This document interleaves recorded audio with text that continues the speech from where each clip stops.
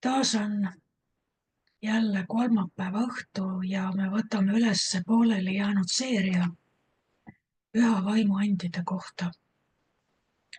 Ja meil on olemas juba 4 osa, kus me oleme rääkinud sellest, miks me seda õpetame, miks see üles tuli. Ja neid osi on võimalik kõiki järgi kuulata. Ja konkreetselt vaimuandidest me oleme rääkinud tunnetuse sõnast ja tarkuse sõnast, kus me nii-öelda keskendusime spetsiifiliselt juba konkreetsete vaimuandide peale, mida 1. Korintuse 12 Paulus oma kirjas üles loetleb. Ja nüüd tänane peaks olema meil järjega jõudnud vaimude eristamisanni juurde. Ja tuletan taas meelde, et see vaimude eristamise and on püha vaimu and, mis tähendab, et see allikas, kust see vaimude eristamise võime või see and ennast ilmutab, see allikas on püha vaim. See ei ole midagi sellist, mida me saame kuidagi tunnusmärkide järgi õppida ära ja pähe õppida kuidagi koolis või meil on võimalik seda õppida, seda näiteks tunnetõusnaga kuulama oma sisemist tunnistust. Sisetunnet on võimalik treenida. Näiteks, kui sa oled väga kursis sellega, mida piibel räägib, mida Jumala sõna ütleb, siis ja kui sul on ka lihtsalt selline õiglustunnetus ja siis sul on võimalik teatud olukordades tunda oma sees, et mulle ei meeldi see asi ja see ei klapi minu sees. Või sul on sisemine see tunnistus, et midagi on väga õigesti, väga hästi, väga hea ja puhas on. Ja need on need asjad, mis tulevad läbi treeningu ja läbi sõna tundmise, läbi ka, ütleme, sügava palveelu. Me õpime lihtsalt tajuma taeva ligiolu kogu aeg. Ja me tajume ka seda, kui atmosfäär muutub või mõne inimesega käib kaasas midagi, mis ei harmoneeru kuidagi selle taeva ligioluga, milles meie oleme harjunud elama. Ja see on nüüd küpsuse ja kasvu ja treenimise küsimus. Aga vaimude eristamise and on püha vaimu and, mida me ei saa endale omandada sellisel viisil, et see töötaks 24/7 igas suunas kogu aeg. See ei ole ka selline röntgenipilk, et sa nagu röntgeniga kõik kogu aeg läbi valgustad ja kogu aeg eristad kõikide inimeste motiive ja tundeid ja mõtteid ja ambitsioone ja see on pigem kahtlustamise vaim. Ja piibel ütleb, et sellised kurjad kahtlused on hoopis kurjast vaimust pärit. Ja see ei ole ka kriitikavaim, et ma nüüd käin ringi ja muudkui eristan kõiki, mida igaüks valesti teeb.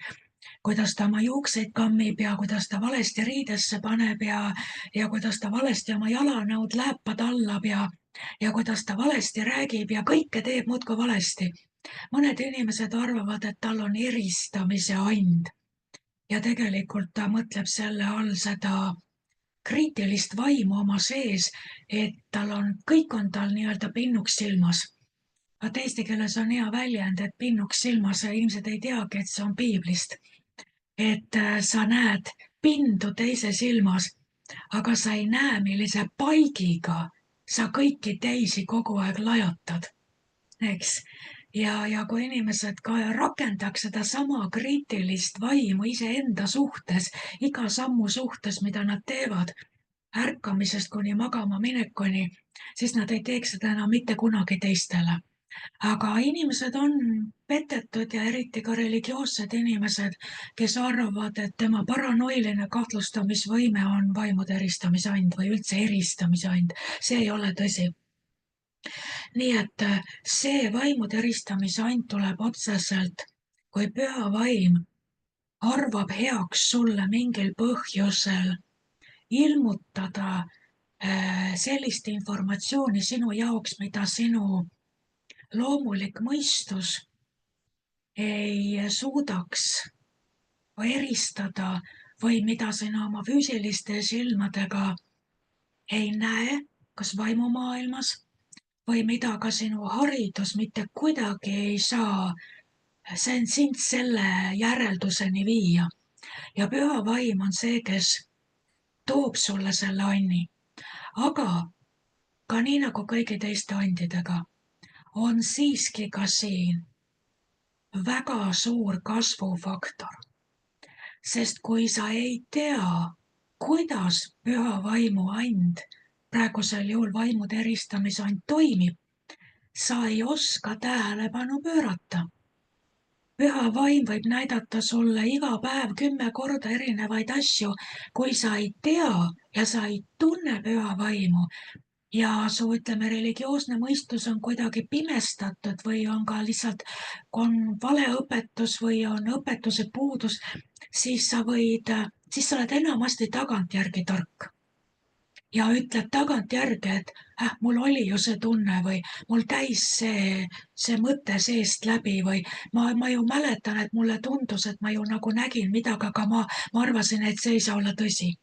Ja see tagantjärgi tarkus on, see on parem kui mitte midagi, äkki siis õpitakse sellest, aga tegelikult on see kahetsusväärne, sest väga paljud suured vead võiksid ära jääda, kui inimesed oskaksid austada püha vaimu ja annaksid endale aru, et püha vaim ilmutab meile vaimude eristamise anni kaudu erinevaid asju, mida me peame arvesse võtma.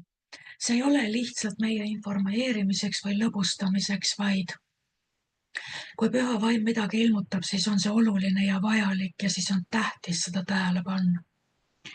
Nii et see vaimude eristamise anni teadvustamine ja oskus kuulata ja tähele panna, kui püha vaim neid asju meile näitab, see on äärmiselt vajalik ka 2 põhjusel. Esiteks on see, et meid kõiki on kutsutud ja kasvama täisikka Kristuses Jeesuses, täisealise poja staatusesse, küpsesse täisikka, Kristuse täisikka. Kui nüüd Jumala kogudus pidevalt saatana lõksudesse koperdab, pidevalt saab petta, pidevalt seab ametisse valesid inimesi või kihutab minema õigeid inimesi või lihtsalt usub kedagi olevat siirast ja ei pane tähele, et tegemist on täiesti rafineeritud silmakirjatsejaga, kes oskab niivõrd hästi siirast mängida ja kõik need sellised reha peale astumised, see ilmutab vaimsele maailmale, et Kristuse ihu maa peal, see korporatiivne poeg maa peal on alles alaealine, kes saab igal pool peksa ja igal pool petta. Ja see on kogudusele häbiks. See ei ole Jumala pojale auks, kui kogudus astub igasse võimalikku ämbrisse ja igasse petuskeemi ja igal pool saab kogu aeg ainult naha täiseks. See on üks asi. Ja teine selle medali tahk on see, et miks Jumal üldse inimese lõi? Jumal lõi inimese algusest peale esindama iseennast. Eks ole? Esimese Moosese 1. peatükk, tehkem inimesed. Ja kui sa uurid neid sõnu seal, mida see tähendab, et kuidas on meie sarnaseks, inglise keeles ma mäletan, kuidas eesti, tehkem inimesed meie näo järgi ja meie sarnaseks, aga seal heebrea keeles on kasutatud 2 eri sõna. Üks räägib individuaalsest esindamisest ja teine sõna räägib korporatiivsest esindamisest ja kogukondlikust esindamisest nagu kollektiivsest kooskonnana, kus tuleb Jumala kolmainu Jumala kui suhtena. Jumal eksisteerib ju kolmese suhtena ja see Jumala imeline, võrratu, harmooniline armastussuhe väljendub ju kolme suhtes, Isa, Poeg ja Püha Vaim. Ja seda sarnasust saab väljendada ainult inimkond ja inimesed ja kogudus omavaheliste suhete kaudu saab Jumal ilmsiks. See korporatiivne üks olemine, see kogukondlik üks olemine, nii nagu Jumal on üks, ehkki on kolm, see saab ilmsiks ainult läbi kogukonna. Aga see esimene sõna, demut, see tähendas, tselem, esimene sõna oli tselem heebrea keeles, teine oli demut. Tselem tähendas individuaalset sarnasust. Ja see niimoodi, et tõesti me oleme nagu tema varjukontuurid siin maa peal. Kui meie liigume, siis võiks nagu näha, nagu Jumala vari liiguks maa peal. Jumalat ei näe, aga vari on maa peal ja see oleme meie. Me esindame teda nagu varjuna siin maa peal, eks, individuaalselt. Ja nüüd, kui Jumala eesmärk oli see, et me teeme tema nähtamatu Jumala kogu olemuse, kõik tema loomujooned, tema armastuse, kõik üldse, mida saab Jumala kohta öelda, et meie teeme selle nähtavaks kogu loodule, igaüks üksikult ja kooskonnana, siis kuidas me saame esindada Jumalat? Kui me ei kuule teda, me ei näe teda ja ta ei saa meiega suhelda ja me ei oska järgida tema juhtimist ja tema häält, seega me ei saa üldse mitte mingisugust esindamisest rääkida. Olete minuga nõus?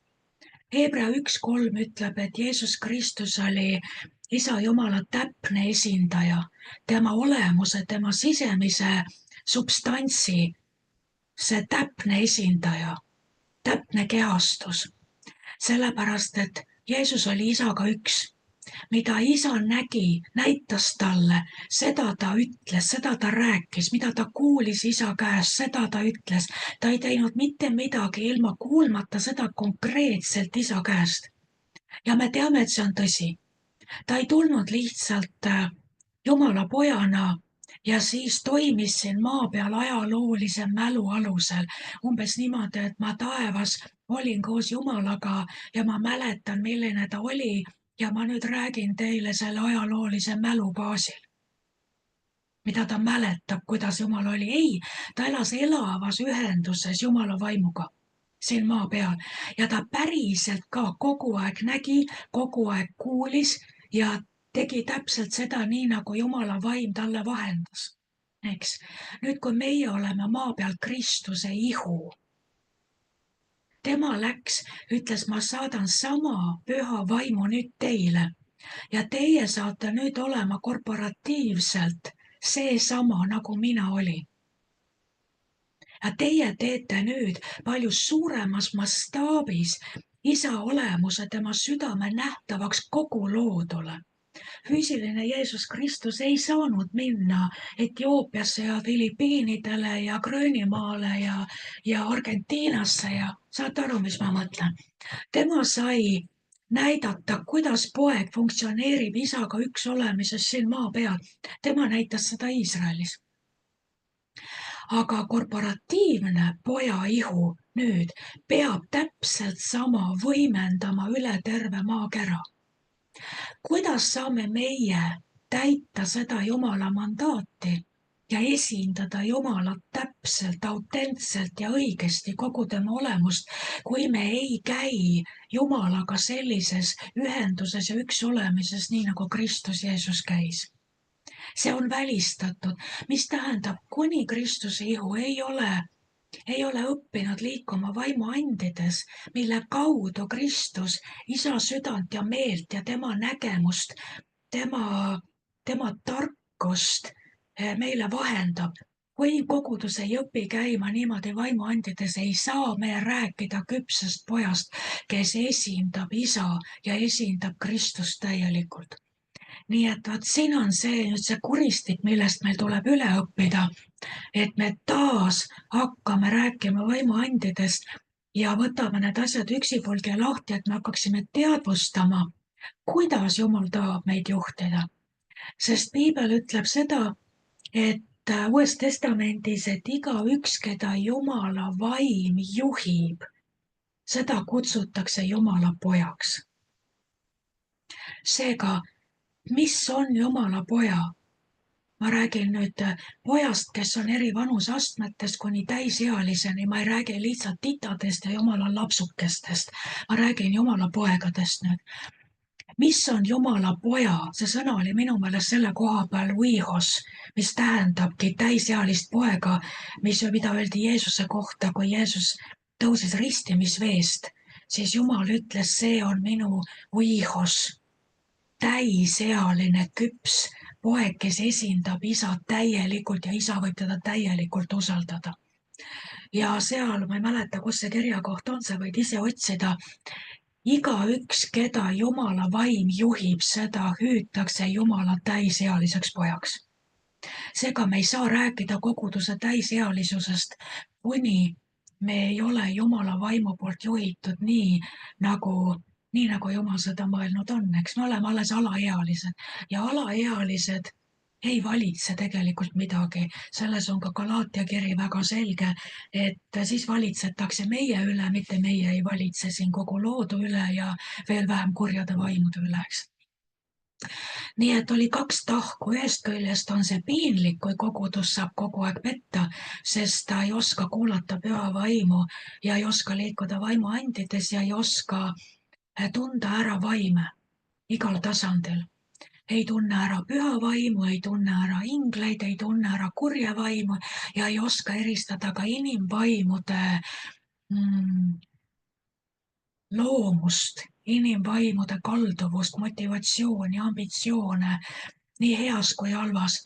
Kui me ei õpi seda püha vaimu abil kuulama ja järgima, siis see on lihtsalt piinlik. Ja teine lugu on see, et me ei saa ka Jumalat esindada nii nagu Jumal alguses mõtles, kuidas inimesed teevad tema siin loodule nähtavaks. See ei toimi, kui me ei kuule ta häält, eks. Nii. Kuidas siis ma nüüd edasi lähen, las ma vaatan, mul on seda materjali siin kirja pandud üksjagu. Ma ütlesin seda, et mingisuguste asjade allikat võib ära tunda ka selle alusel, et sa lihtsalt tead Jumala sõna.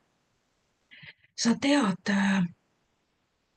mida piibel ütleb ja sa tead, mida piibel välistab ja kui keegi väidab sulle, et Jumal midagi ütles, mis on risti vastupidi sellele, mida piibel ütleb, siis sul ei ole vaja vaimude eristamisandi, kui sa tead, et see on täielik jama ja see on praegu pettuse vaim, inimene on petetud või on see kuri vaim, kes tal on valetanud või on ta sattunud valeprohveti lõksu. Sa tead seda piibli alusel eksimatult, kui miski on täiesti piibliga vastuolus. Ja ka see sisemine tunnetus on siiski inimestel olemas isegi maailmas. Kui paljud maailma inimesed ütlevad, et kuskile majja sisenedes tal hakkas kõhe. Tal ei ole püha vaimu andi, sest selleks ta peab olema uuesti sündinud, saanud Jumala lapseks ja püha vaim on saanud tulla tema sisse, siis oleks tal püha vaimu and. Aga ometi maailma inimesed tajuvad asju ruumis, tajuvad ja tunnetavad, nad tunnevad ennast ebamugavalt. Nii et see sisemine tunnetus või tunnistus on inimestel isegi maailmas. Aga see ei ole ikkagi püha vaimu and, eks ole. Mis on erinev püha vaimu anni puhul on see, et üks põhilisemaid tunnusjooni on see, et sa oled võimeline nägema kas selgelt või ühel või teisel viisil nägema vaimus midagi, mille piirjooni sa võid eristada. sa võid näha pilti või me vaatame seda. Ühesõnaga, kui ma võtan neid lahti, see, mida see vaimude eristamine tähendab, siis see sõna otseselt tähendab ära tunda. Vaata, ära saad sa tunda midagi või kedagi, kui sa tead seda, mida sa ära tunned. See ei ole lihtsalt, et sul on imelik tunne kõhus või hoiatus või ärevus või soe tunne kõhus, vaid see tähendab ära tunda midagi. Ära sa tunned järsku midagi, mis järsku tuleb sulle meelde või tundub, on tuttav, eks ole. Ja teine sõna on, see tähendab selget eristamist millegi vahel. Vahe tegemist, see tähendab vahe tegemist, et sa oskad teha vahet. Aga see vahe tegemine tuleb püha vaimu kaudu, eks. Ja see on konkreetses olukorras ja see on väga otsene valguse sähvatus või selline otsene äratundmine, arusaamine, mõistmine. Ja teine, mida siin need õpetajad ütlevad, et see vaimude eristamisand, kui piiblis nad ütlevad, et kui nad tegelikult eristasid midagi selle anni alusel, nad ütlesid, ma näen. Seega see, mida nad oma sees tajusid, see oli nii selge pilt, et nad võisid öelda, ma näen. Üks näide on Peetruse puhul selle nõid Siimonaga. Panete tähele, see nõid Siimon oli saanud päästetud. Ta oli Jeesuse vastu võtnud ja ta oli saanud ristitud Filippuse ärkamises. Filippus oli seal, see nõid Siimon, kes oli siis saanud päästetud, oli üks tähtsamaid tegelasi terves selles piirkonnas. See on ausalt öeldes võimatu, et Filippus ei olnud tema päästetud saamisest ja ristimisest teadlik. See toimis nii-öelda Filippuse selle ärkamisliikumise sees. Kindel oli see, et Filippus oli temaga kohtunud. See Siimon oli saanud päästetud, Jeesuse vastu võtnud ja ta oli saanud veega ristitud. Aga üks asi, mida Filippus ei olnud näinud, mida talle ei olnud ilmutatud, oli, et selle Siimona süda ei olnud muutunud. Väliselt oli kõik halleluuja. Suurim nõid sai päästetud, ristitud, videoklipid on YouTube'is, inimesed jagavad, ütlevad, vaadake, kui vägev, see suur nõid sai päästetud. Aga keegi ei kuulanud seda, mis püha vaim sees ütles. Ja nüüd tuleb Peetrus.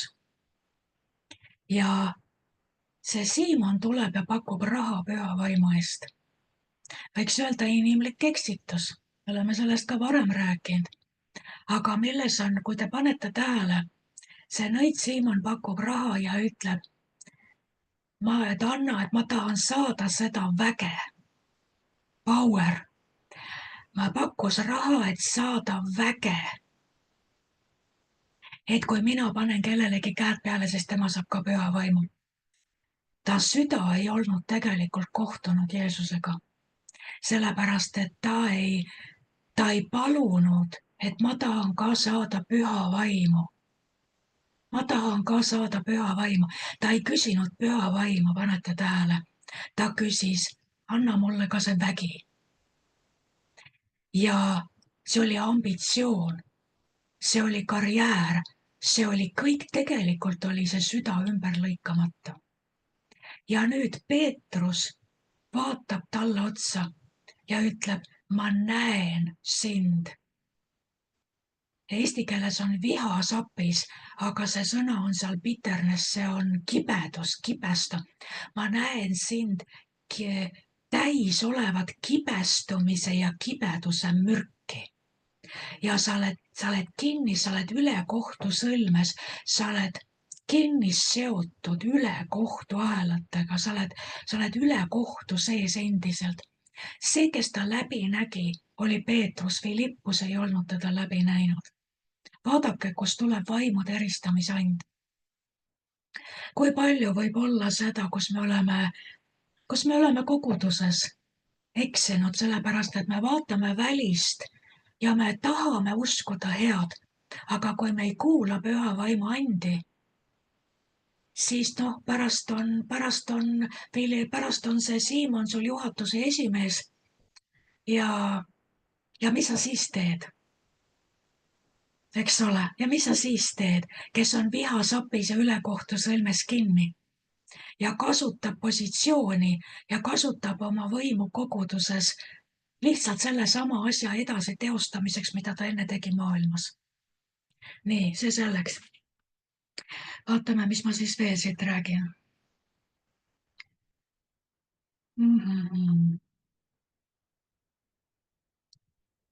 Nii, nüüd läheme asja juurde. Siis vaimude eristamise and on ette nähtud, on mõeldud selleks, et näidata meile tegelikkust, vaimse maailma tegelikkust, mis ei ole füüsilisele inimsilmale nähtav. Et piibel ju ütleb, et Jumala ees on kõik paljas ja alasti. Kõik on nähtav tema ees, mitte miski asi ei saa jääda varjule, vaid tema paljastab kõik, tema toob nähtavale pimedusse varjunud asjad ja teeb teatavaks, teeb avalikuks inimsüdamete kavatsused. Jumalal on absoluutselt kõik näha. Tema näeb tervet vaimset maailma. Ta näeb viimset kui pisikest kääbust teemoni punni. Ta näeb absoluutselt kõiki ühe korraga. Kõikjal, alati. Kõik on tema ees alati nähtav. Tema teab iga inimsüdame mõtet. Ja see on, ma mõtlen ikka, ma tahaks peaaegu öelda vaene Jumal. Aga ta ei ole vaene, aga kujutate ette armu suurust, kui ta on kursis ja teadlik kõikide inimsüdamete mõtetega, kõik ajaga, reaalajas. Sest ta ütleb, inimene peab kohtupäeval aru andma igast ühest sõnast, mis ta on rääkinud. Seega kõik on teada, kõik on salvestatud. Ja teine asi, mis ta ütleb, et kui Jeesus toob seal näite, et kui keegi ainult vaatab kellegi teise peale teda himustades, siis ta on juba temaga abielu rikkunud. Kuidas taevas saab seda teada? Ühte mingit kõrvalpilku. Kuidas saab taevas lihtsalt ühe viltu vaatamise üle kohut mõista, aga sellepärast, et ka kõik südame mõtted on täielikult nii, nagu need laboriproovid tehakse, kes on meditsiiniga kursis, kui võetakse mingi proov, vaata, see pannakse sellise klaasitüki peale. On ju, ja siis see nagu tõmmatakse laiali selline õhukene kiht klaasi peale, see klaas pannakse mikroskoobi alla. Vaat samamoodi on kõik meie südamemõtted, kõik, mis meist läbi käib, on niimoodi nagu mikroskoobi alla selle klaasi peale laiali tõmmatud, eks. Kõik bakterid, kõik viirused, kõik parasiidid, kõik, mis seal on, kõik on kogu aeg Jumalale näha, eks. Ja Jumal ütleb, et kõik, ta toob selle kõik, mis ei ole ära klaaritud siin maa peal, see kõik tuuakse kohtusse ja see saab oma hinnangu ja oma otsuse siis teispoolsuses, eks. Nii. Ja ühesõnaga, Jumalal on võime siis ilmutada meile seda vaimset maailma, mis on meile inimlikus loomuses, meie viie meelega ja meie hingele võimatu näha. Ja teine asi on, Jumal saab ilmutada meile inimeste endi südame motiive, kalduvusi ja ka inimvaimu olukorda. Mis olukorras on inimvaim praegu? Ja nagu ma ütlesin, see ei ole selleks, et kritiseerida, vaid me võime eristada haavatust, me võime eristada traumat, me võime eristada koormavaid saladusi inimsüdames, mida ta ei ole kellelegi rääkinud, mis on seal 7 luku ja riivi taga, aga mis hoiavad inimest vangis.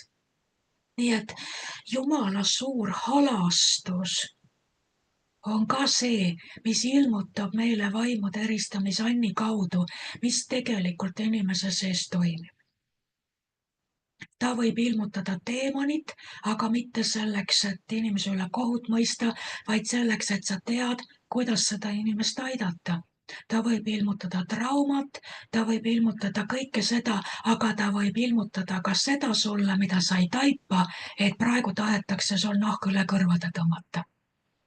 Või et praegu see, kes sind ninapidi veab, on üks vaim, kes räägib sulle lõputult oma kurba lugu, väsitab sind ära ja tegelikult veab sind ninapidi, et sa ei tunneks teda ära ja ei ajaks teda välja.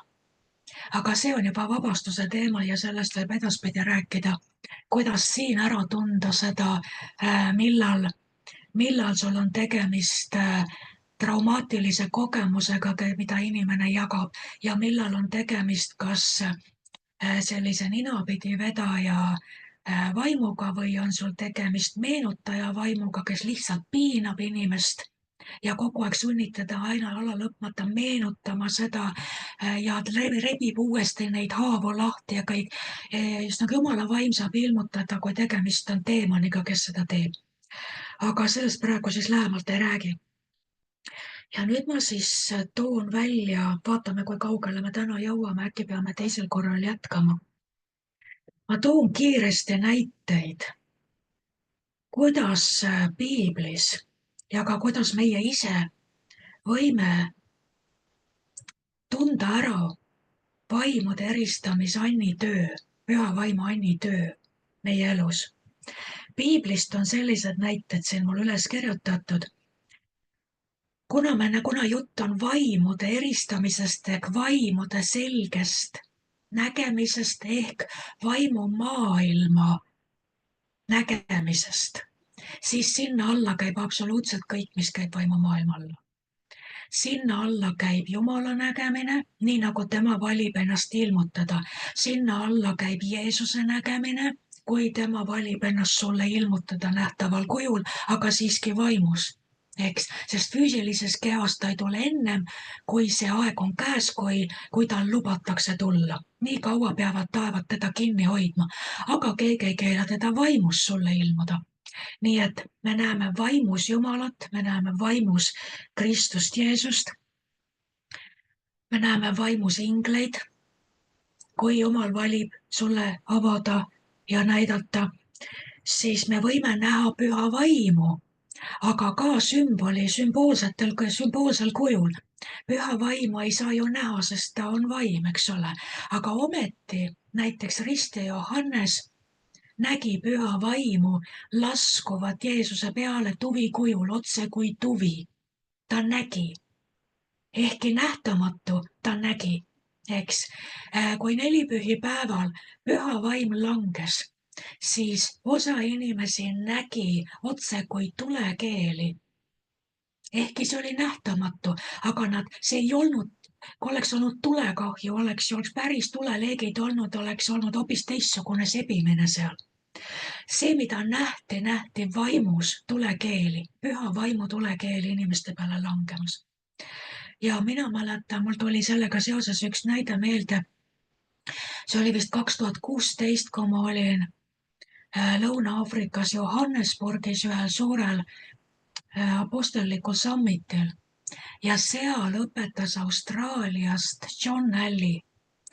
Ja kui tema rääkis isadest ja poegadest, pojaseisusest ja vaimsest isadusest ja vaimseks isaks olemisest ja selle eelisest uskliku elus, kui tal on vaimne isa, mida see tähendab.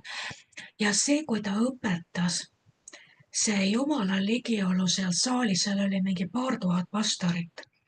See Jumala ligiolu oli seal saalis niimoodi, et ma ei tea, kas ma olen midagi sellist elus üldse kogenud. Ma võisin eristada seda, et see õhk oli nagu täis mett. Ja ma nägin vaimus, kuidas selle saali seinu mööda voolas nagu soe sulamesi, voolas nõrgus mööda seinu saalis alla. selline püha vaimu ligiolu oli. aga see on ka vaimude eristamise and, sest sa tajud püha vaimu sellisel kujul ja ta ilmutab sulle oma ligiolu mingi sümboli kaudu. nii nagu mulle püha vaimu või selle mee kaudu, nii nagu tuvi kaudu Johannesele või siis tulekeeltena algkogudusele. nii et me võime eristada ka sellisel viisil ja see on ka vaimude eristamise and, sest jutt on vaimu eristamisest. no kes nägi Jumalat? Jumalat ei saa keegi näha, piibel ütleb, ei ole keegi näinud ja ei saa näha ka, eks.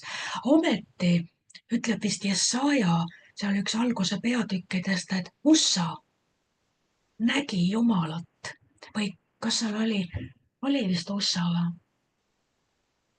keegi sealt või Jesaja nägi, kui Ussa suri, siis Jesaja vist nägi Jumalat troonil ja ta mantel täitis templi. ta on üks vana laul on ja ta mantel täitis templi, eks. kuidas ta sai seda näha? aga see oli see, talle ilmutati seda vaimsel kujul, nii et ta justkui nägi seda Jumala ilmutust, aga see on vaimude eristamise and, et sa suudad näha vaimus seda, mida sulle näidatakse. nii, ingleid nägid ju kõik nii Vanas kui Uues Testamendis. Joosua seal selles sõjaolukorras, mäletate, talle ilmus Jehova sõjaväevürst. ta nägi ja vestles temaga, küsis, kas sa oled meie poolt või meie vaenlaste poolt või kes sa oled. ja see, kes siis ilmus, ütles ei, vaid ma olen tulnud kui Jehova sõjaväevürst, olen tulnud tegema Jumala tahtmist, mitte olema teie poolt või vastu, eks. ja neid inglite ilmumisi oli seal Abrahamile ja see on samamoodi, nii nagu püha vaim valib ilmutada vaimset maailma, siis inimesed näevad. kus on näiteks Uues Testamendis on inglid ilmuvad, mäletate Jeesuse hauas, kui Peetrus jooksis haua juurde ja vaatas hauda sisse. ta nägi ainult seda higirätikut ja mis seal oli ja tema ei näinud hauas mitte midagi. Peetrus kõnnib minema. Maarja on seal. Maarja vaatab hauda sisse ja näeb seal 2 inglit. Peetrus ei näinud ingleid, Maarja nägi. Vaat see on see samamoodi, nii nagu püha vaim annab igale ühele ilmutab. Need inglid olid arvatavasti seal, kui Peetrus hauda vaatas. aga püha vaim ei pidanud vajalikuks ilmutada neid ingleid Peetrusele, aga Maarja vaatas ja tema silmad äkki nägid, eks. nii et see on nii nagu püha vaim ilmutab, ühele antakse üks and, teisele teine and, eks. Johannes ilmutusraamatus nägi Jeesust. Eristas konkreetselt, kui Jeesus tuli, pööras ringi, vaatas, Jeesus on seal. see on vaimude eristamise and. siis ma vaatan, kas siin on veel. mul on omal muidugi neid inglite nägemisi, aga ma ei tea, kui palju ma siin, palju tasub täna rääkida. no näiteks üks näide, kui minu vanaema, kes oli usklik ja sügavusklik, hakkas taevasse ära minema ja ta oli kuni lõpuni tegelikult tugev ja terve ja toimetas ise ringi ja ühele, aga siis ikkagi selle tema poja naine käis teda ikka vaatamas, et kui vanaema käis öösel väljas, et kui ta läks tagasi voodisse, kas ta ikka sai omale teki peale ja siis onunaine Erika on ta nimi, tuli vaatama vanaema, et kas on ikka kõik korras, et kas ta sai ikka ilusti voodisse. ja vanaema vaatab tema juurde ja ütleb, kes see mees sul kõrval seisab? ütle, et ta ära läheks. et võõras mees keset ööd minu toas. ja Erika ütleb, et ei ole siin kedagi, et mina üksi olen. ei, üks mees seisab sinu kõrval ja ütle, et ta ära läheks. ja Erika ei osanud sellest midagi arvata, vanaema oli ilusti voodis teki all, Erika läks oma tuppa ja hommikul, kui üles tõusis, vanaema enam ei olnud. nii et see, keda vanaema nägi, see oli ingel, kes oli tulnud talle järgi, ainult et vanaema ei tundnud ära, et ta on ingel, vaid lihtsalt nägi, et üks mees seisab Erika kõrval. nii et see on ka vaimude eristamise and, see, et sa näed vaimumaailma. ükskord oli mul selline lugu, kus ma olin Saaremaal Nelikaare koguduses aastaid tagasi ja seal oli väga eriline ülistus tookord.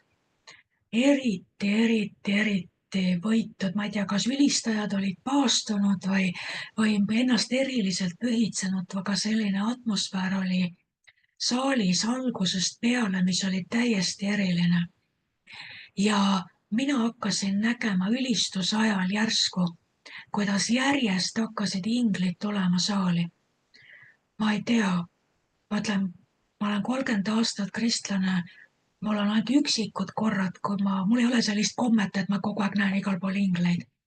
aga see üks kord oli täiesti eriline.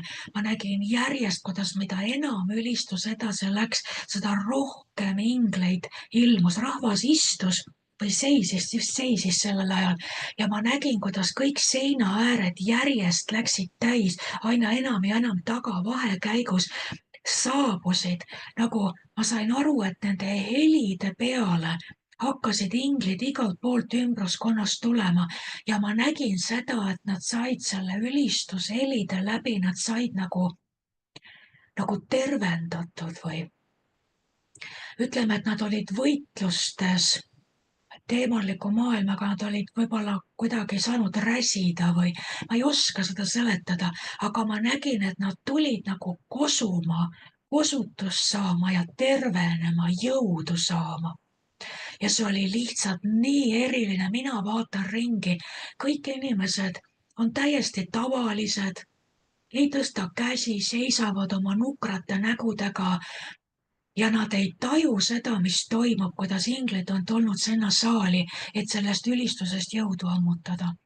ja pärast oli laste õnnistamine seal ees ja see oli pastor Aluri aeg.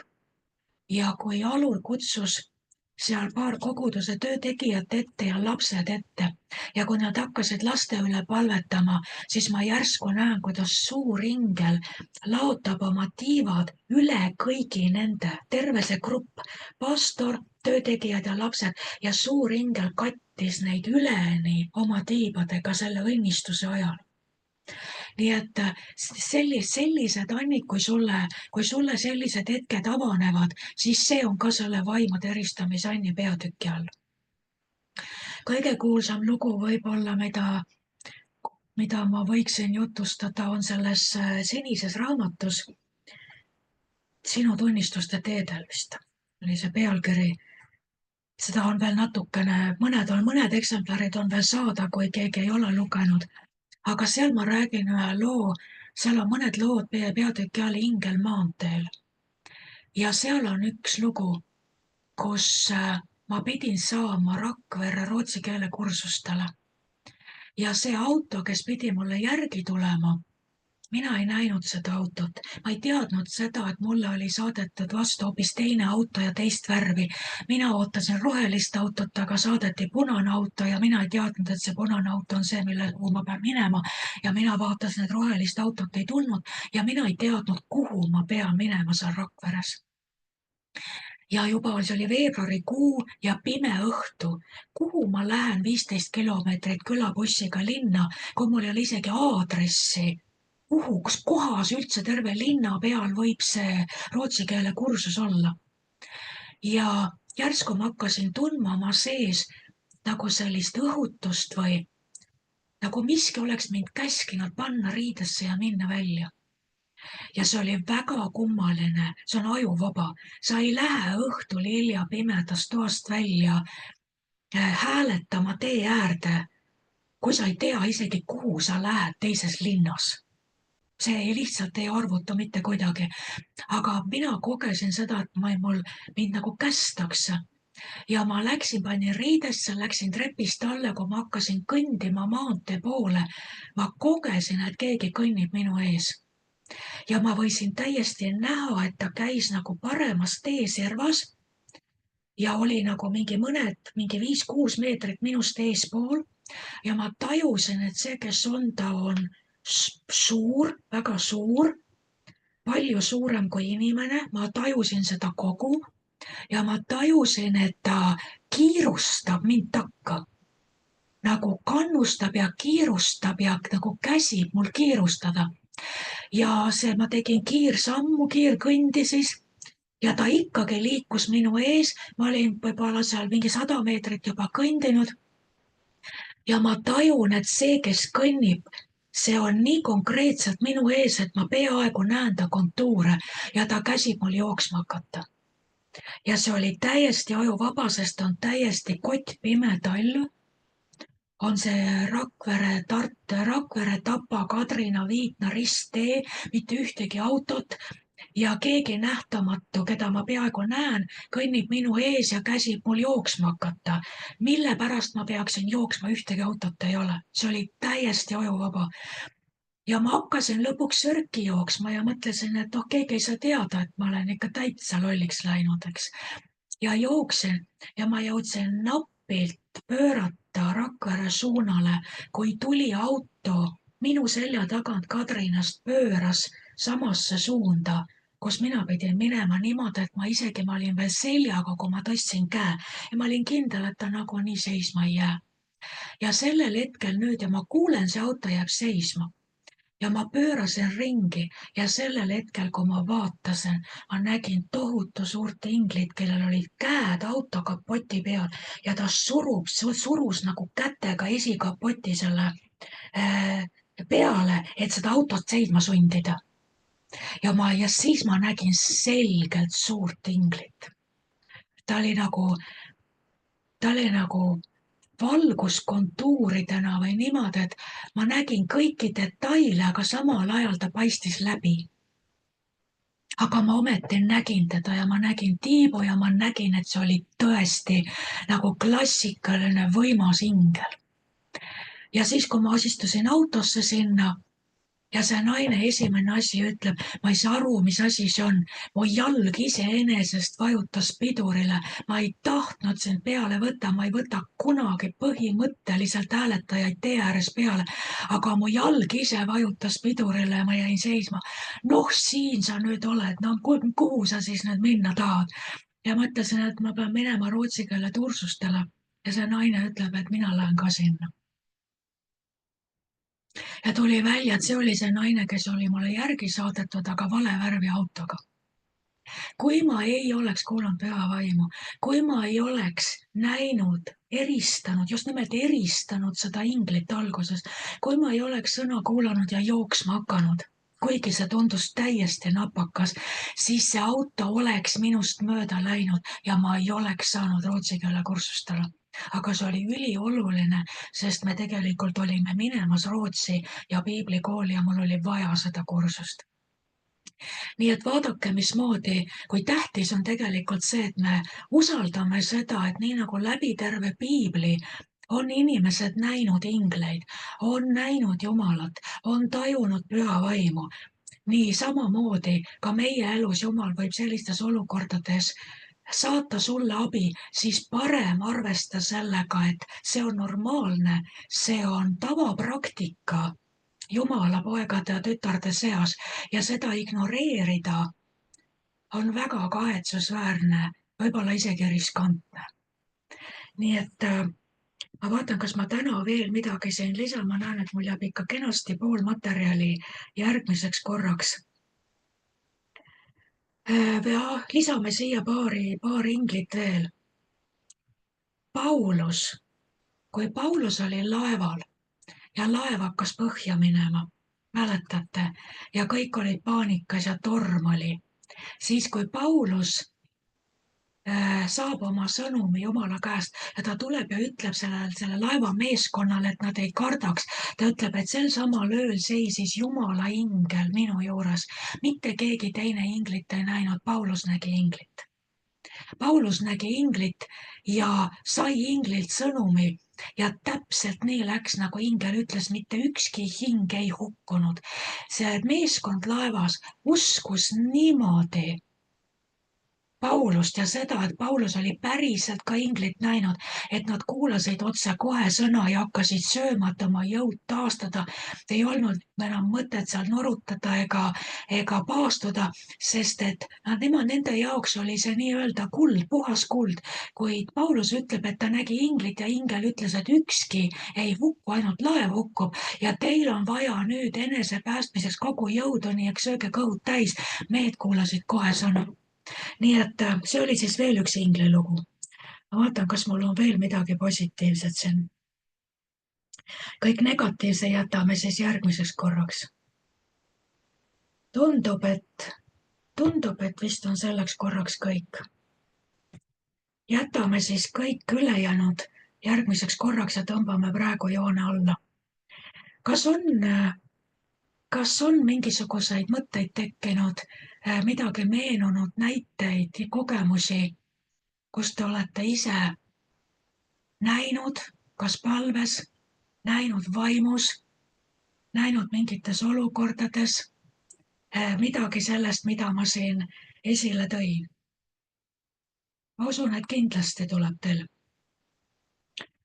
teil meelde. Me praegu ei rääkinud seda, kui Jumal ilmutab negatiivset maailma ja praegu me ei rääkinud seda, kui Jumal vaimude eristamisanni kaudu ilmutab meile inimsüdamete kavatsusi ja motiive ja inimvaimu seisundit või olukorda. Aga selle põhjal, kas on kellelgi kiiresti mingi näide tuua?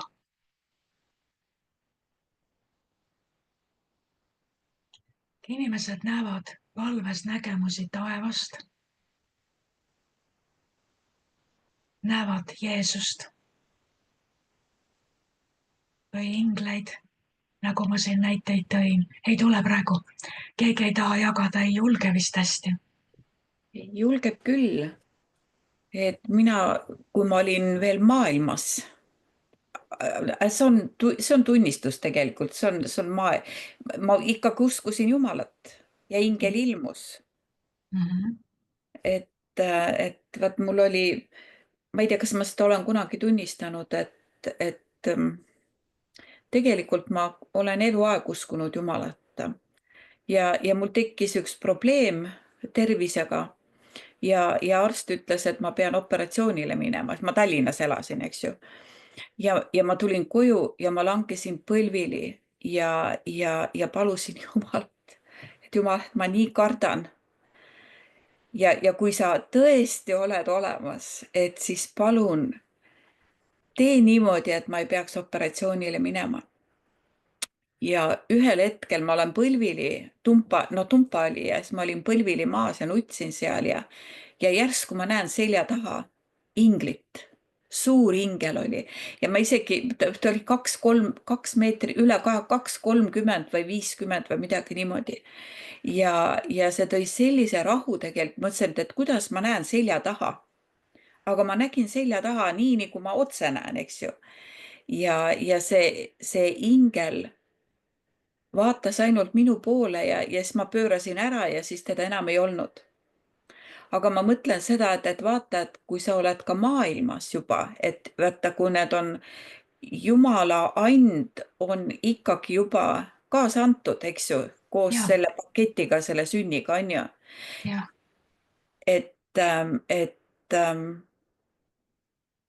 Et kuidas ta siis juba andis nagu seda, ilmutas, eks ju, ingli läbi. No esiteks sinu usu peale, sina otseselt ju Ja, palves pöördusid tema poole, aga sa panid mind mõtlema, et tegelikult on inglid ilmunud ka täiesti päästmata inimestele, aga ma kahtlustan, et selle taga on alati kellegi eestpalve. aga tead sa, ma läksin nädal aega hiljem arsti juurde ja mul oli kadunud see healoomuline, noh, Mm-hmm. see Ja, süst, see oli kadunud ja ma ei pidanud üldse kuskile minema ega operatsioonile, noh. Nii et ja. see ingel tuli ja tervendas. Vaata, piibel ütleb, et südamega usutakse õigsuseks jah, jah. ja sina südames juba uskusid ja seega juba see õigsus oli sulle omistatud. Südamega usutakse õigsuseks, suuga tunnistatakse päästeks, eks. aga minul tuli sellega seoses meelde oma suguvõsa lugu, mis minule teada olevalt, kus meie suguvõsa käimine koos Jumalaga alguse sõi, oli minu vanavanemate vanavanemad. See on ikka nii palju aega tagasi, mida ma ei oska isegi öelda. Kui minu vanavanemad oleksid praegu juba kaugelt üle 100 aasta, 120 aastat vanad, siis nende vanavanemad, see on juba, tuleb sinna 200 aastat tagasi. Ja teadaolevalt, kus üldse nii-öelda Jumal meie suguvõsa ellu sekkus, võib-olla varem, mina ei tea, aga mis on teada, oli minu siis vaar vanaisa, kes, see oli orjuse aeg ja kas päris orjus või mis siis oli, ja minu see vaar vanaema oli 8 kuud rase ja mõisaproua käskis tal villu kedrata lõngaks. Aga need villad olid väga karedad ja väga siukse halva tekstuuriga. Aga mõisaproua tahtis peent ilusat lõnga. Sellest villast ei saanud peenikest lõnga. Ja siis minu see esiema ketras selle lõnga valmis ja kui ta läks seda mõisa viima, siis see mõisaproua niimoodi vihastas, et ta määras minu vaarvanaema siis ihunuhtluse saamiseks mõisatallis, ma ei tea, kui palju neid kepihoope, aga ta oli 8 kuud rase. Ja nüüd minu see vaarvanaisa võttis selle karistuse enda peale, käis palumas, et ta võtab selle karistuse enda peale, sest et naine võtab last, eks.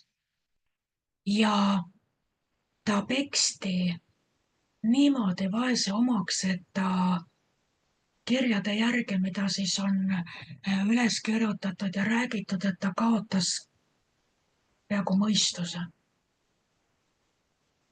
Kuidagi nii on öeldud, et ta kaotas mõistuse selle peksmise peale, võttes selle naise karistuse, oma naise karistuse enda peale. Ja kui ta oli siis suremas haige, selle peksmise tulemusena, mis siis juhtus? Järsku ilmus talle ingel. Ja see ingel käskis tal kutsuda luteri koguduse õpetaja, kes palvetaks tema eest ja ta saab terveks. Ja ta tegi seda. Ja kui see kirikuõpetaja tuli ja palvetas ta eest, ta saigi terveks.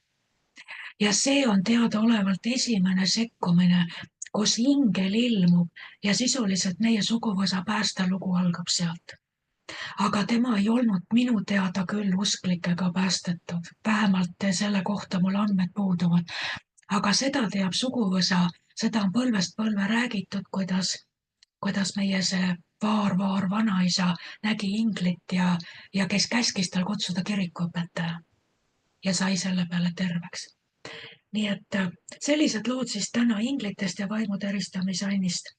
Järgmine kord räägime edasi kõike sabalisi ja sarvilisi ja muid koledusi, mida samamoodi Jumal võib meile näidata ja mida Jumal võib näidata meile inimeste elus. Kui meil on vaja midagi teada, vaatame piibli näiteid ja räägime ka isiklikke kogemusi.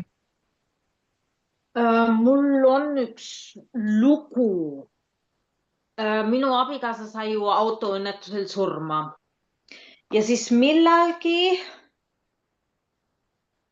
ma olin hästi depremeeritud ja Jeesus andis mulle ühe kirjakoha Jeremiia 30:24, teine osa, kus seisab siis, et pärast või kui kõik on läbi, siis te saate aru, miks see niimoodi juhtuma pidi. Ja kui ma seda lugesin, siis mul oli kohe rahu südames, sest mina ei tea siiani, miks see niimoodi juhtuma pidi, et minu abikaasa seal suri. Ja siis see liikluse ekspert ütles, et see õnnetus ei oleks pidanud lõppema surma, aga tema ka ei tea, miks see juhtus. Ja ma olen 100% kindel, et saatan isiklikult sinna rataste alla lasi sattuda. Aga siis, kui Jeesus seda mulle ütles, mul oli kohe rahu südames, mõtlesin, okei, ma saan sellega elada, kui sina kunagi selle ära selgitad, aga sina pead aitama mul siin elada. Ja siis paar aastat hiljem oli niimoodi, et siis mul oli jälle hästi raske ja siis ma ütlesin Jeesusele, et kus sa nüüd oled, et ma tahaks juba, et sa nagu aitaks või siin oleks. Ja siis ma ei näinud teda otseselt, aga ta istus siin tugitooli peal ja vaatas minu poole ja ütles, et ja Katrin, ma selgitan sulle selle kõik ära. See tuleb. Ära üldse muretse, see tuleb. Sa pead veel natukene kannatust omama, et natukene kannata veel ja siis ma selgitan seda ära. Ma ei näinud teda otseselt, aga see oli selline pilt nagu, mitte ainult ettekulutus, aga midagi selle vahepeal. Ja ma saan väga hästi, aru, mida sa räägid, sest mul on palju selliseid kogemusi ka, kus on sarnane. Ja kuni selleni välja, et sul on peaaegu selline tunne, et ma võiksin, see on niimoodi, et kui sul on silmad näiteks palves kinni ja sa oled näiteks põlvili põrandal ja järsku sa lihtsalt tead, sa näed vaimus, tähendab, et sinu vaimusilmad näevad, et ta istub sul tugitoolis ja see on niivõrd konkreetne, et sul on selline tunne, et kui ma sirutaks oma käe praegu välja, mul on tunne, et ma võiksin käe panna ta põlve peale ja päriselt ka, et ta on seal. Nii et ma saan aru sellest, mida sa mõtled ja see ongi vaimu teristamise Anni alla käib, et sa võid konkreetselt öelda, et ma praktiliselt nägin, ma võin kirjeldada, kuidas ta istus. Ma olen näinud ükskord, mul tuleb meelde jälle Nelikaare koguduses, huvitav, see Saaremaa kogudus on talle armas vist. Ükskord oli seal, ma nägin, et Jeesus istus esimeses reas niimoodi, kuidagi väga mugavalt niimoodi, et tal oli jalg üle põlve, mitte lihtsalt jalg üle põlve, vaid saad aru, nagu risti. Et ta tundis ennast nii kodus, et tal oli nagu see pahkluu oli nagu põlve peal. Niimoodi, nii mugavalt, kõik tema rüü, tema voldid, kõik see klassikaline sihuke rüü lehvis tal ümber, aga ta oli nagu, inetu on öelda röötsakil, aga see on siukene vana sõna, et ta istus nii mugavalt nagu peaaegu, et röötsakil seal tooli peal ja ta lõi jalaga nagu selle varbaga või mis tal oli, ta lõi takti nagu ja nagu käega ja talle meeldis see ülistus. See oli nii lahe tema meelest ja kuidas ma ütlen seda, et Jeesus on siin jalg üle põlve ja vihub takti lüüa ja elab kaasa nagu ja õhutab ja talle nii lahedalt meeldib see. Aga vaata, mingil hetkel Jeesus võib näidata, ilmutada sulle oma südame, kuidas tema süda suhtub sellesse, mis praegu toimub. Asi ei ole selles, kas Jeesus saab istuda esimeses reas jalg üle põlve, aga ta ilmutab sulle sellisel viisil, kui tal on miski meelepärane või su palved on meelepärased või et ka see on üks aspekt, kuidas me võime vaimu teristamise Anni kaudu näha Jumala meelsust, tema mõtteid, tema hoiakut mingi olukorra suhtes. Aga tead, kui ma selle loo peale mõtlesin, siis mul tuli kohe meelde, kuidas teised kristlased ja inimesed siis ütlema hakkasid, ahah, Jeesus räägib sinuga, Katrin. Oled ikka kindel, ja siis nad katsusid kuidagi seda ära rääkida, umbes seda, mida mina seal Jeesusega läbi elasin. Ja minu õppetund on viimase 1,5 aastat olnud, kas ma rohkem kuulan Jeesuse häält või ma kuulan neid inimesi, kes veel nii kaugel ei ole oma suhtega Jeesusega, kui mina olen. Aga see on jälle niisugune nagu ka võimu küsimus, et mina kuulen nüüd, mina tean, mis Jeesus mulle ütles või ma ütlen, ja ei, teid mul ei ole vaja. See on, ja nagu sa ise ütlesid ka, et see on see vaimude eristamise.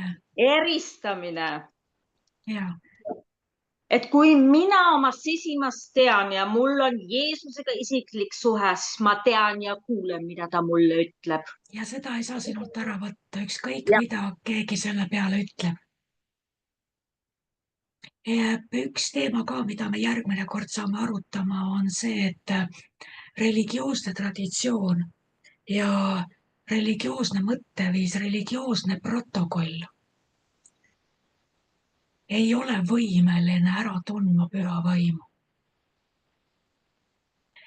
Nad järgivad ainult oma rituaale, oma traditsioone, nagu Jeesus ütleb, et te olete Jumala sõna tühjaks teinud oma traditsioonide pärast. Ja üks asi, mis on see, et kogudus on teinud läbi aegade tühjaks selle, et Jumal võiks tavalise usklikuga rääkida, talle asju näidata, talle unes ilmuda, talle nägemusi näidata, ta võiks kuulda Jumala häält, mis on elementaarne ja normaalne. Kui me oleme uus loodu Kristuses Jeesuses, meid on taastatud taas Jumala poegadena osadusse isaga, siis see, mis oli normaalne Aadamale, kes kuulis Jumala häält, see on meile ka normaalne. Aga religioon teeb selle täielikult nulliks ja ründab ja halvustab neid, kes tahavad käia elada seda Jumala poja normaalset elu. Nii et ka seda me saame, meil on mõned piibli näited ka, kuidas religioon ei tunne ära püha vaim. Aga kas kellelgi on veel midagi lisada? Aitäh, Katrin ja Elve, see oli tõesti suurepärane teie näited. Kas kellelgi on veel midagi tuua, mis annab meile lisamõtteid juurde? Mul on selline, võib-olla ma olen rääkinud ka seda kunagi. Minul oli väga raske aru saada see, et see pruudi ja peigmehe seda nagu, et Jeesus on peigmees ja kogudus on pruud. Ja minul nagu Jumal oli, ütleme siis Jeesus oli nagu etteheide, et nagu, et naistel on väga lihtne aru saada sellest, aga mina ei nagu see on mul nagu võimatu on nagu aru, see võib-olla homoseksuaali võib-olla lihtne aru saada sellest, aga mina ei saanud sellest aru kui mees, et nagu Jeesus on peigmees. Ja see oli niivõrd, ja mul oli nagu tõesti pikalt, nagu mul oli selles mõttes etteheides, et ma ei saanud sellest aru, kuni ma ühe korra olin jõusaalis. Ja see täpselt samamoodi see, et sa tead, et ta tuli. Ma ei näinud, aga sa tead, et ta astus sisse ja ta astus selle armastusega sisse. Ja see oli esimest korda, kui ma kogesin seda puhast armastust, mis on see kogudus ja Kristus. Seda puhast Jumala armastust. Ja see kogu see jõusaal, nagu seal töö juures, kui ma saan rahulikult olla üksinda jõusaalis, kogu see jõusaal oli paksult, nagu paks sellest armastusest, aga mitte sellest inimlikust armastusest või see oli selline hoopis täiesti, mida ma isegi nagu enam ei mäleta seda niimoodi, aga see oli niivõrd puhas, tugev, ma sain aru seda igatsust seal ülemlaulud, see igatsus ja kõik see, ma sain sellest nagu korraga aru. Ja sa tajusid teda sisenemas lausa, Jeesust ennast. Ja see on väga hea näide. See on konkreetne, sest et me tajume, kui teda ei ole. Olete minuga nõus? Me tajume seda selgelt koguduses, kui on ikapood. Tehakse häälitsusil, suu liigub peas, tehakse kõiki neid etteasteid masinlikult, kõik pingutavad, ja sa tead ainult ühte, Ikabod. Püha vaimu ei ole siin maja ligiduses ka mitte. Ja sa tead väga selgelt seda hetke, kui järsku püha vaim nüüd on kohal. Ehkki tema sees elame ja liigume meie, aga tema ilmutatud ligiolu, ta kas valib selle täielikult sulgeda ja kinni katta või kui ta avab oma südame, siis sa võid kogeda tõesti nii, et kas Jeesus astus saali, kas püha vaim täitis saali või tulid inglid, sa tajud inglite kohalolu. Ja me eristame seda väga selgelt. Kes ütleb, et ta ei erista, siis on ikka väga paha lugu. Kui inimene ei ole kunagi midagi vahet teinud, siis on vaja eestpalvet, ma arvan. Võib-olla pole isegi inimene uuesti sündinud. Aga kui sa oled Jumala laps, siis sa üldiselt ikka tunned ära küll. Kas veel kellelgi midagi lisada? Ma tahtsin selle Katrini kommentaari peale öelda, et siis on ikka paha lugu küll selles mõttes, kui Jeesus ei räägi sinuga. Siis jah, see on ikka sant lugu. Selles mõttes, et kui Jeesus käis maa peal ja ta variseridega rääkis, siis ju tegelikult küsis nagu otse nendelt, et kuulge, te ju peaksite. Aga miks siis ei ole? Ja selles mõttes ma küsiks ka niimoodi, et kas Jeesus elab? Ja elab. No kui ta elab, kas ta rääkida suudab. Aga kumb siis surnud on, sina või Jeesus? Kumb ei kuule, sest surnu ju ei kuule, on ju. Niisugused lihtsad küsimused 5-aastastele võiks ära vastata üks usklik mida inimene. nad teevad Johannese 10. peatükiga, kui Jeesus ütleb, minu lambad kuulevad minu häält. Nii, ja kui ei ole lammas, ei kuule. Kui ei ole lammas, siis ei kuule ja seda ei saa öelda, et minu lambad kuulevad minu häält, kui nad loevad piiblit. Ma ei kuule mingit häält, kui ma loen piiblit. Kas sina kuuled hääli, kui sa loed piiblit? Küsi siis selle oma armsa inimese käest, kes püüab sulle seletada seda Johannese 10. peatükki, et siin Jeesus mõtleb, et sa loed piiblit. Küsi ta käest, kas ta kuuleb hääli, kui ta loeb piiblit.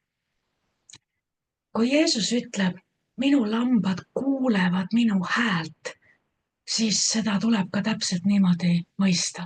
Me kuuleme ta häält. Me näeme nii, nagu püha vaim meile näitab, nii nagu ta näitas Jeesusele. Nii et selline teema täna ja jätkame järgmine kord. Ma arvan, et nii mõnelgi tuleb veel siin lugusid ja mõtteid, aga aeg ei võimalda meil jätkata praegu. Paneme praegu 3 punkti, nii nagu kunagi oli, või on praegu ka, ma ei tea, kas on Soome kanalil, on see jätkuu, tuleb sinna alla, et jätkub järgmine kolmapäev. Aamen. Aga kuidagi, kui sa nagu oled varem ka nendest vaimuandidest õpetanud ja kuidagi nagu tuli sisse see, et meid üksteist ka nagu õhutada, kasutama oma ande, et kui me tõesti näeme neid nägemusi, pilte, sõna, nagu, et me nagu ka siin olles me julgeksime neid asju nagu rohkem võib-olla ka esile tuua, et me ei karda nagu neid nii-öelda kuidagi, et me ei kardaks neid kuidagi esile tuua.